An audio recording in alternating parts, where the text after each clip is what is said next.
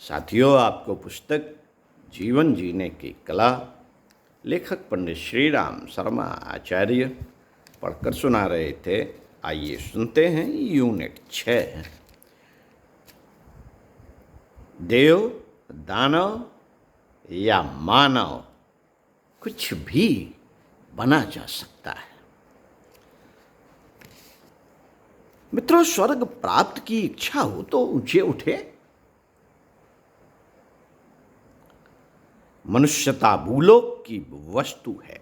इस धरती के श्रेष्ठ नागरिक बनकर मानवीय कर्तव्यों को पूरा करते हुए हम भूलोकवासी मानव प्राणी कहला सकने का गर्व और गौरव अनुभव कर सकते हैं। इससे ऊंचे में जाने की इच्छा हो, स्वर्ग के पाने और रहने की इच्छा हो तो हमें ऊंचा उठना होगा। कर्तव्यनिष्ठ नागरिक मात्र रहने भर से संतुष्ट न होकर करुणा और ममता का विकास करना होगा। पुण्य और परमार्थ अपनाना होगा। अपना चरित्र उस मार्गदर्शक स्तंभ के रूप में विनिर्मित करना होगा जिसके प्रकाश में अगणित लोग शतपथ पर चलने की प्रेरणा प्राप्त कर सके।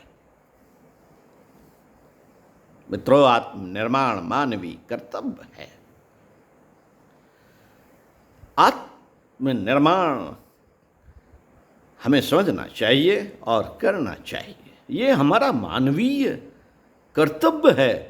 पर देव भूमिका की प्राप्ति आत्म विकास से ही संभव है। अपना विकास जब करेंगे तो देव मानव की भूमिका में प्रवेश होगा। अपनी अहिंसा जब संकीर्णता के बंधन तोड़ते हुए विशाल व्यापक बनती है, तब समझना चाहिए कि हम देव बन रहे हैं। स्वर्ग ऊपर है, ऐसा कहा गया है। वहां पहुंचने के लिए ऊंचा उठना ही पड़ेगा। चरित्र, दृष्टिकोण और कर्म तीनों को ऊंचा उठाते हुए कोई भी व्यक्ति स्वर्ग के राज्य में सरलता पूर्वक प्रवेश कर सकता है। ऊंचा उठने के लिए हवाई जहाज चाहिए। साथियों, हवाई जहाज यही शरीर है जो हमें ईश्वर ने प्रदान किया है। जंबो जेट है, गुरुदेव कहते हैं। तो इसको चलाने के लिए या ऊपर उड़ाने के लिए इस जंबो जेट के माध्यम से स्वर्ग में पहुंचने के लिए हमें खाद पानी तेल तो चाहिए हवाई जहाज में डालने के लिए, और वो तेल है चरित्र, दृष्टिकोण और कर्म।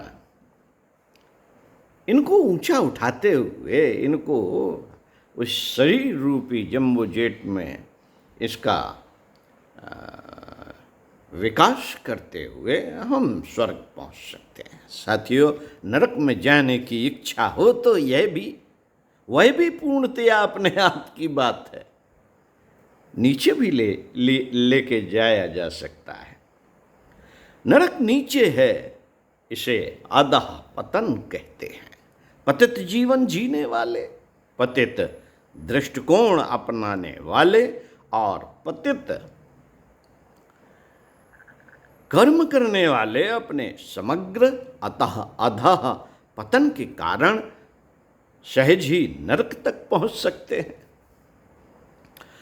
नीति और सदाचार की मर्यादा का उल्लंघन, नीति और सदाचार की मर्यादाओं का उल्लंघन, कर्तव्य धर्म की उपेक्षा, दूसरे के प्रति निष्ठुरता और दुष्टता का व्यवहार, इंद्रियों का स्वेच्छाचार, मन की कुटिलता जिसने अपना ली उसे नरक तक पहुंचने में कोई रुकावट नहीं रहती। वह फिसलता हुआ उस स्थान तक पहुंचने और चिरकाल तक रहने में सफल हो सकता है, जिसे नरक कहा जाता है और जहां भी असंख्य यंत्रणाओं का विभत्स वर्णन किया जा सकता है। ओम शांति।